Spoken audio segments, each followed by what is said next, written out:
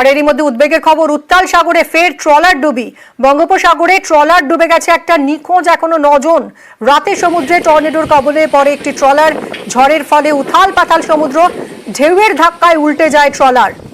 কথা বলবো আমাদের প্রতিনিধি বিশ্বজিৎ হালদারের সঙ্গে। বিশ্বজিৎ, 9 জন মৎস্যজীবী নিখোঁজ, তাদের কোনো খোঁজ পাওয়া গেল? এখন কি পরিস্থিতি? হ্যাঁ দেখো, তাদের কিন্তু খোঁজ চালানো হচ্ছে।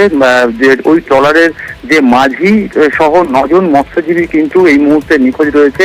8 জন মৎস্যজীবীকে ইতিমধ্যেই উদ্ধার করে নেওয়া হয়েছে।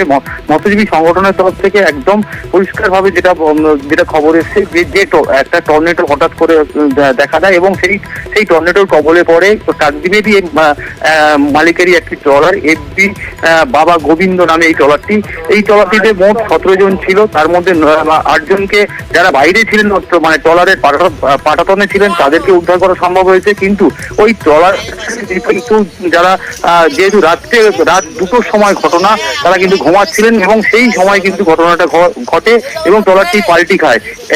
আজকে সকাল পর্যন্ত যেটা খবর রয়েছে, 5টি ট্রলার মিলে ওই যে দুর্ঘটনাগ্রস্ত ট্রলারটিকে কিন্তু টেনে আনার চেষ্টা চালানো হচ্ছে।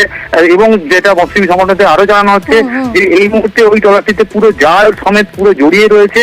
অর্থাৎ যে যারা ওই ট্রলারের যারা নিখোঁজ রয়েছেন তারা ওই ট্রলারের ভেতরেই থাকতে পারে, এমনটাই কিন্তু মনে করা হচ্ছে। তবে এই মুহূর্তে বঙ্গোপসাগর থেকে যে বাঘেরচর থেকে 60 কিলোমিটার দূরে ট্রলারটি রয়েছে, তাকে এই মুহূর্তে কিন্তু টেনে আনার চেষ্টা করা হচ্ছে উপকূলের দিকে। বিশ্বজিৎ, আপডেট নিতে থাকবো, অনেক ধন্যবাদ তোমায়। ট্রলার আমাদের কাছে এই সকালবেলা একটা খবর এসছে, হঠাৎ করে একটা টর্নেডোর মতো অল্প কিছুটা জায়গায় হয়ে যাওয়ার পরে ওইখানে সমুদ্রে জলোচ্ছ্বাস মতো হয়। আর ওইখানে ওই ট্রলারটা ছিল বাবা গোবিন্দ, ওই ট্রলারটার সঙ্গে সঙ্গে পাল্টি খেয়ে যায়। তা ওরা যেটা বলতে চাইছে যে প্রায় 17 জনের মতো লোক ছিল। তো তখনই ওই ট্রলারগুলো এসে খোঁজাখুঁজি করে প্রায় 8 জনকে ওরা ভাসতে দেখে, 8 জনকে ওরা উদ্ধার করে এবং বাকি যে 9 জন যে ট্রলার পাল্টি খেয়ে গেলে রাত্রিবেলা যেহেতু এই ঘটনাটা ঘটেছে, ও কেবিনে ওরা শুয়েছিল, আটকে যেতে পারে।